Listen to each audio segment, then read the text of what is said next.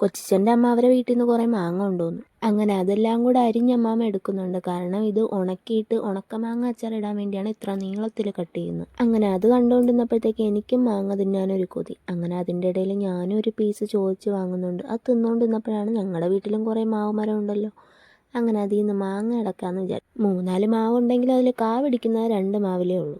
അപ്പാപ്പനും അമ്മാമ്മയും കൂടെ നല്ല കാലത്ത് മാവൊക്കെ വെച്ച് പിടിപ്പിച്ചുകൊണ്ട് നമുക്കെന്തായാലും മാങ്ങയ്ക്ക് വേണ്ടി കണ്ടവൻ്റെ വരടത്തിൽ പോയി എറിയേണ്ട വന്നില്ല. അങ്ങനെ പുളിയുറുമ്പിൻ്റെ കടിയെല്ലാം കൊള്ളാൻ റെഡിയായിട്ട് അമ്പാടി ചാടി മാവിൻ്റെ മണ്ടിലോട്ട് കയറിയിട്ടുണ്ട്. ഞങ്ങളുടെ കൂട്ടത്തിലുള്ളവരൊക്കെ ഫുള്ള് കഴിവുള്ള കഴിവേറികളായതുകൊണ്ട് മാവിൽ കയറുന്ന കാര്യമൊക്കെ നമുക്ക് ചുമ്മാ നിസ്സാരം. എനിക്കൊന്നും കാണാൻ വയ്യെന്നും പറഞ്ഞ് എൻ്റെ അടുത്ത് നിന്ന് ലാസ്റ്റ് എണീറ്റ് പോയപ്പോഴാണ് ഞാൻ മേളോട്ട് ശ്രദ്ധിച്ചത്. സംഭവം എന്താ, ഇല്ലവൻ്റെ നിക്കർ കീറി കിടക്കുമായിരുന്നു. അതല്ലേ ഇവക്ക് നാണം വന്നേ. അമ്പാടി അവിടെ നിന്നുകൊണ്ട് വിളിച്ച് പറയുന്നുമുണ്ട്, ചേച്ചി താഴെ നിന്നുകൊണ്ട് വീഡിയോ എടുക്കല്ലേ എന്ന്.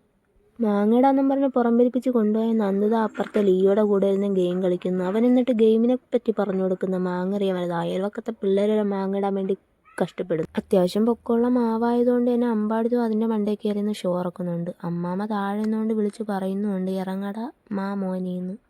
അമ്മാമ്മയുടെ വാത്സല്യം നിറഞ്ഞ വാക്കുകളൊന്നും കേട്ട് സഹിക്കാതെ അമ്പാടി പിന്നെ താഴെ ഇറങ്ങാമെന്ന് വിചാരിച്ചു. അങ്ങനെ ഇത്രയും മാങ്ങ പറിച്ചിട്ടുണ്ട്. ഇനിയും ഉണ്ട്, പക്ഷെ അതൊന്നും പറിക്കാൻ പറ്റാത്തതുകൊണ്ട് ഇത്രയും മാങ്ങ പറിച്ച്. അങ്ങനെ നമ്മൾ മാങ്ങ പറിച്ചിട്ട് അയൽവക്കത്തൊക്കെ കൊടുക്കാതിരിക്കുന്നത് മോശമല്ലേ. അങ്ങനെ പ്രീതമ്മ അതൊക്കെ വീതിച്ച് അമ്മാമ്മരെ കൊടുക്കുന്നുണ്ട്. അമ്മാമ്മയാണ് അതെല്ലാം കൊണ്ട് കൊടുക്കുന്നത്. അങ്ങനെ അമ്മാമ്മ അതൊക്കെ കൊണ്ടു കൊടുക്കാനായിട്ട് പോയി.